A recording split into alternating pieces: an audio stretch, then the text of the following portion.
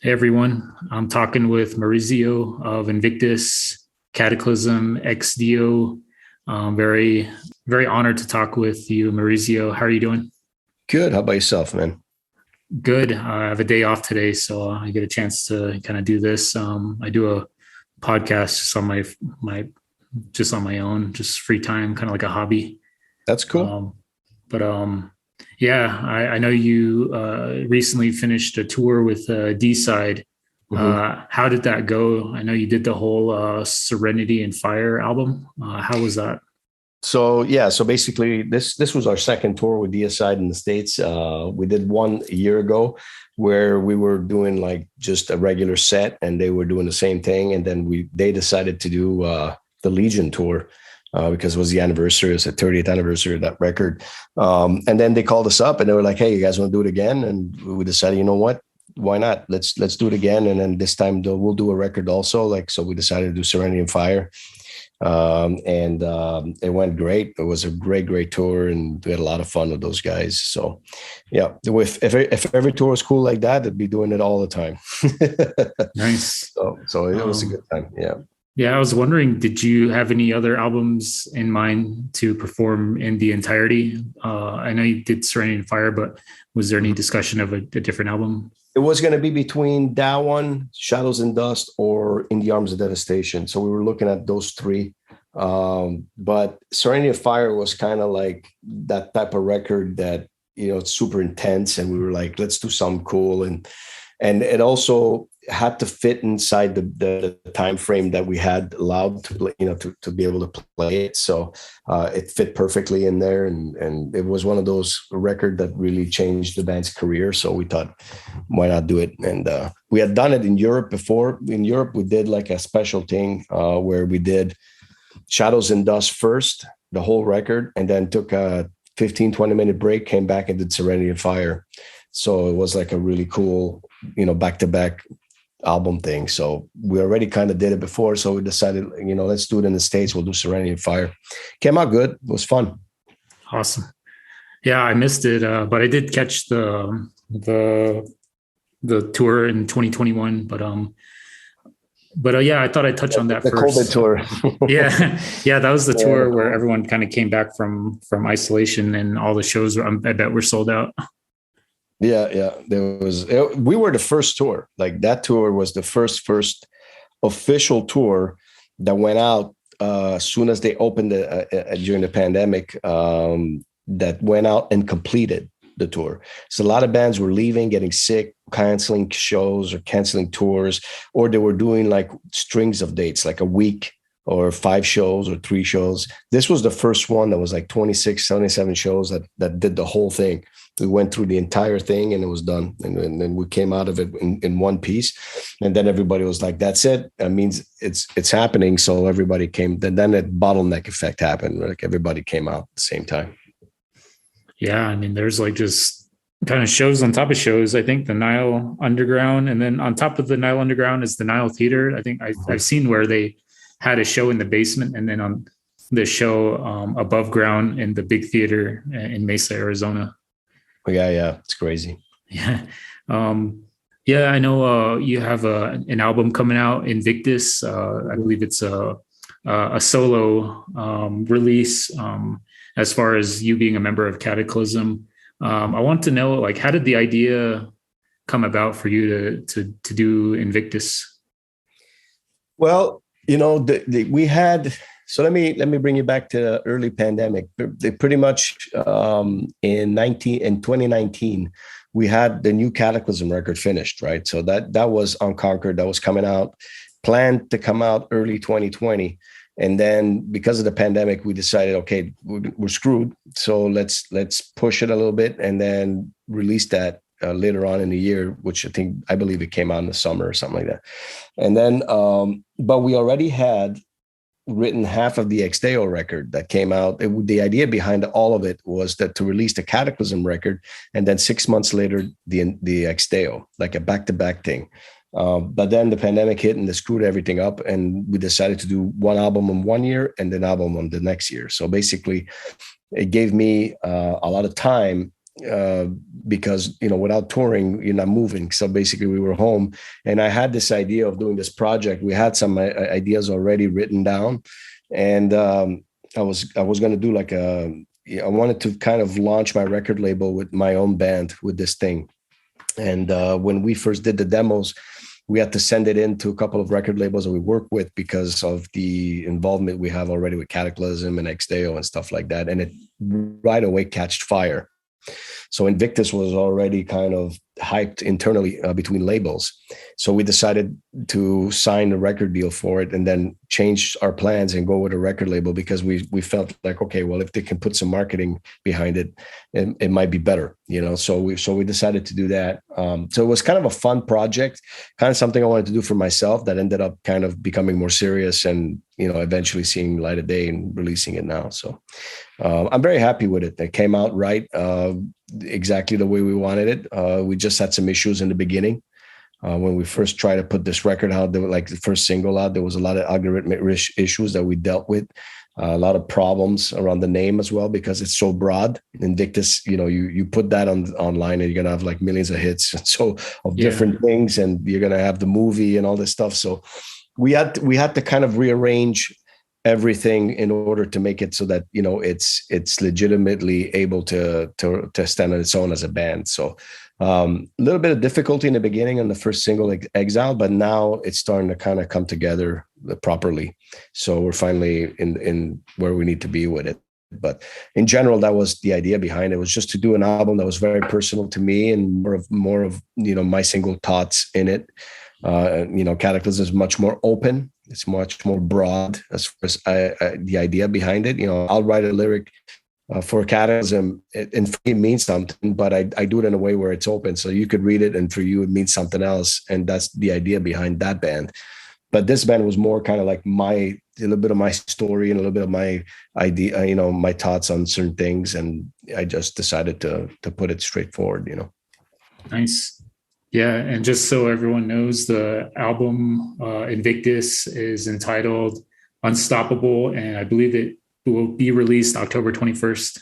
So yeah, everyone should check it out. I got a chance to check out the promo copy, and I love it. I've been listening to it all week. It was released as a promo earlier this week, and cool. Yeah, it definitely stands on its own. There's some parts that do remind me of some Kataklysm. Definitely, I'd say it's more of a groove that has more hooks. Right. And I think the clean singing too really sets it apart. Yeah. So basically, we're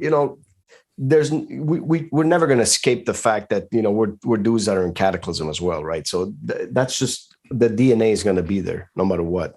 But you could tell the Kataklysm touches are coming from JF and the writing department. My vocals are not going to change, is who I am, so that's definitely going to have some Kataklysm attachment for sure. But most of the record was written by Chris Clancy, and he brought in also a lot of the clean vocals in it. I done some, but he's done the main parts you're hearing. It's him, So basically, the big challenge was to see if both our voices would combine well. Because this is, he's singing like a big rock guy and I'm singing like a death metal dude. So we had to kind of, make sure that it combines perfectly and that the flow of things is there. So that was the big challenge. And it was easy, like it was like meant to be type of thing. So, but a lot of the record was written by him. So you could totally tell in some of those riffs that are, to me, much more open as far as influence is concerned, This record doesn't shy away from death metal. It's still that in the core, but you'll see that some of my early influences in there, like Machine Head, Fear Factory is in there. You'll hear a lot of this different type of things, Oh yeah. Like I said, I dig it, just the groovy, like, guitar hooks. I do appreciate the clean singing too. It kind of, it does have some like Fear Factory. I know, like, with Burton Bell, he does like the clean singing and the deep singing. Kind of reminds me of that too. So I really dig it. I had a question about like kind of putting the lineup together. Like you mentioned, Chris Clancy and your guitarist JF. How did it go about like getting the members involved of Invictus? Well, me and JF have been writing music together since we were teenagers in high school. So we come from a long history of touring, writing, all this stuff. So I've always wanted his input, no matter what happens. I've always wanted to have him part of what I do because that's just the way I roll with him. Like we just, I'm comfortable working with him. But this time I was able to open up and say, hey, to Chris, I was like, dude, let's try something completely different. But I still, Jeff was still involved heavily in it. And Chris was the producer of the Unconquered record for Kataklysm. I knew he worked in Mutiny Within, and I knew he had the really great vocals, and I know he's a great writer. So for me, it was something that I approached him, about and needing somebody that's not going to be just JF, doing again all the stuff. I said, let's try something different. And we reached out to him, and he came on board, and right away he was about it and loved the project. And then it just came together very easily. So, then we needed a drummer, and we got Jeramie Kling from Tampa. He's just around the corner here from me, not too far, and he's a great drummer as well. So it was a no-brainer. We were able to put all this stuff together. Awesome. Yeah, that's really cool. As far as like the recording process, was that, I'm guessing it took place like during the pandemic. Does that sound accurate? Yeah. So basically, all of it was put together in 21. And then we finished everything off earlier in the year, this year, and now we're here promoting it and stuff like that. So it came together easily. It's just the way it was released. When we initially came out with the project, with the first single and everything, we just had so many issues that it kind of slowed us down a little bit.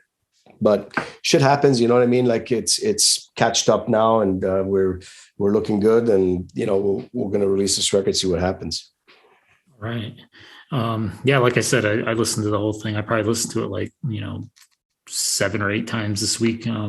Cool. And yeah, I didn't get a chance to get the lyrics from with the promo copy, but lyrically, where did you draw influences for your lyrics? Well, there's 2 things that are that are going to be predominant on this record. Is like I said before, this is a much more personal record. Songs like 3656 and Ghost of My Father, things like that. 3656 is the apartment number where I grew up as a kid, and so there's it's personal in the sense of my upbringing. Some of my scars are in there, in some of these songs. But it's also an outlook on where we are today as a society, you know what I mean? And how you open the TV and everything that's on there is bullshit. And it's a lot of bad information, a lot of fake stuff, and a lot of crap, and that's everywhere, and a lot of division. And this record is kind of like, a big fuck you to all that, pretty much, Yeah. And it's about standing together and overcoming a lot of the problems that society keeps bringing up. So I'm a very big proponent of freedom of speech and freedom of choice as well. Whatever you do with your body should be your decision, and I believe in that. And I'm very big on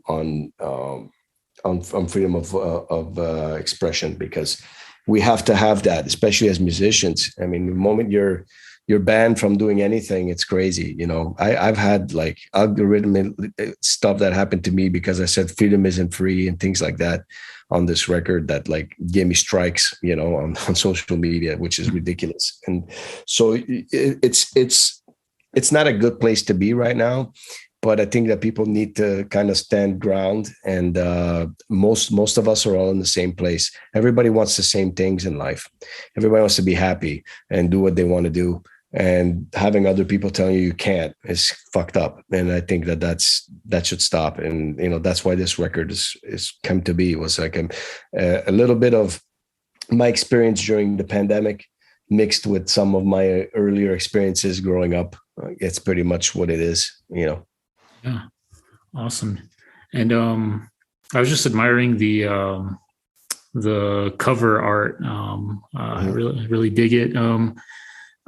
This might sound kind of weird, but I'm a big sports fan. I like the I watch a lot of professional football, and do you remember the XFL, like the Extreme Football League? Yeah, I briefly remembered, but I know that existed. Yeah. Yeah, the album cover reminds me of the Chicago Enforcers. There was like a XFL team out of Chicago. Like, oh, really? Yeah, it's like the Chicago Enforcer. It's like the fist held up high. Cool.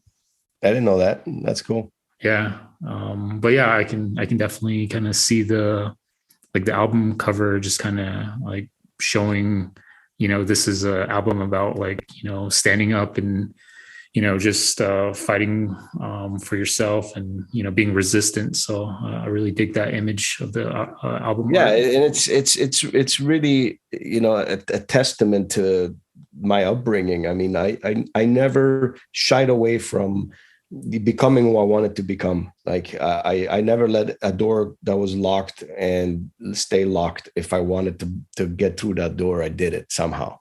And if I couldn't get through that door, I created another one, so I an opening somewhere, I always fought for what I believe in. And, the unstoppable part is really about that. It's about just going all the way. Even if you fail at something, you need to try it, accepting defeat or accepting not to try because of pressure, outside pressure is not good. So you have to have satisfaction into knowing that you did your best into something. And a lot of people are shied away. Now it's all about emotions and being, afraid of this and that. And I think that's fear is the worst thing that you can ever put in front of you, because that's the thing that most in society that control everybody want you to be. It's fear. You take away the element of fear and you'll see that a lot more things will happen. There's always that person that take the first step into something that pushed humanity forward, and if we all live in fear, we're not going anywhere. So I'm a big proponent of that. And this record really represents that in many ways. Yeah, that's awesome. I mean, just kind of going off of what you were talking about with your album, on the new album Unstoppable, like how did you learn to kind of like persevere like that? Like was this something that like you kind of were taught young, or yeah, I mean, I think it's in my personality. I just think it was in my DNA growing up. But at one point I was really low in life and I was down, and I was like, well, what am I going to do? Just stay here and die? I mean, I'm not going to do that. There's nothing. I told myself that, everything that's going to be moving forward is going to be an improvement from where I am now. So, when you have almost nothing left to lose, you come to that conclusion that it's like the only way to go is up.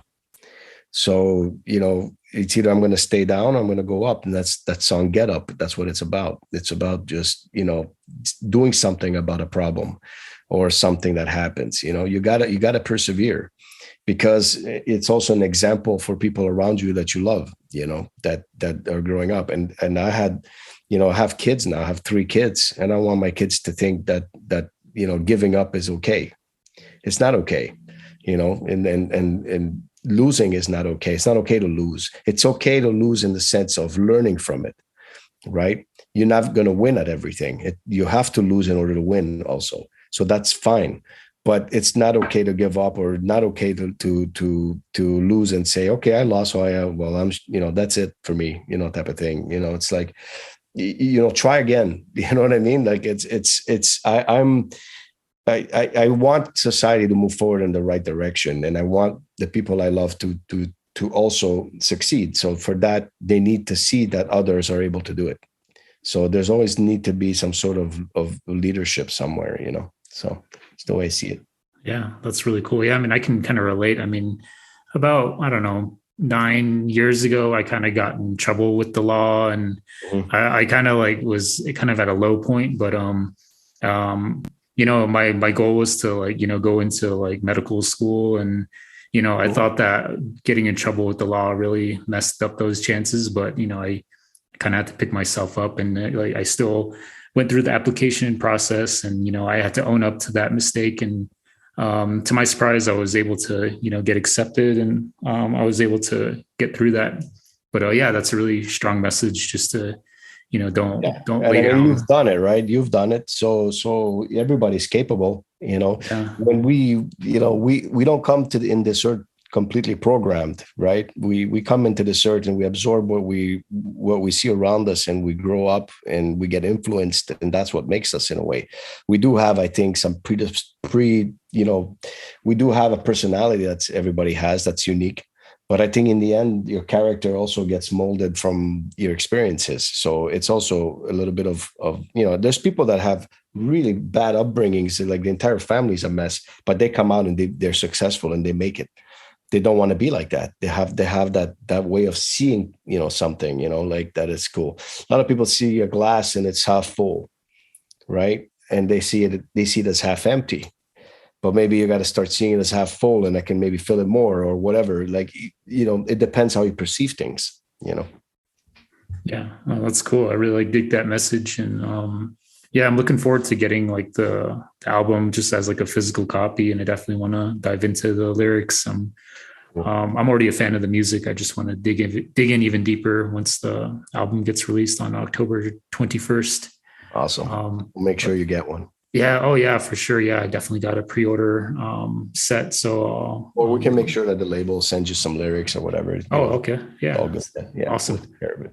awesome. And then one last question: will Invictus make any live appearances, or is that anything? Has that been Well, discussed? it's tough because of the Cataclysm. Cataclysm right now has a lot of demand. There's a lot of stuff going on. So we just did 2 tours this year. We did the European festivals as well on top of that. And next year looks pretty packed, but look, I'm open. Let's see. Like it's a project that has a lot of potential. It depends if there's the interest for it. If there is, then we can try it and see where it goes. Probably start in the US first, and then see if it catches on, and then people are interested to see it live. It all depends. It wasn't meant to do that, and initially it was kind of just a project. Like, let's try and do this record and put it out there. But it's gone from that to being more serious. So we'll see. I'm open. Okay, cool. Yeah, I hope to check out either Invictus or Cataclysm or Exdeo live in the upcoming future. But thanks again, Maurizio. I really appreciate the time. I appreciate you, Kelvin. Thank you so much for your time, man. And hopefully get to next time we'll see each other like in Arizona. Oh, all right, that'd be awesome. Thank you. All right. Cheers, brother. Yeah, thank you.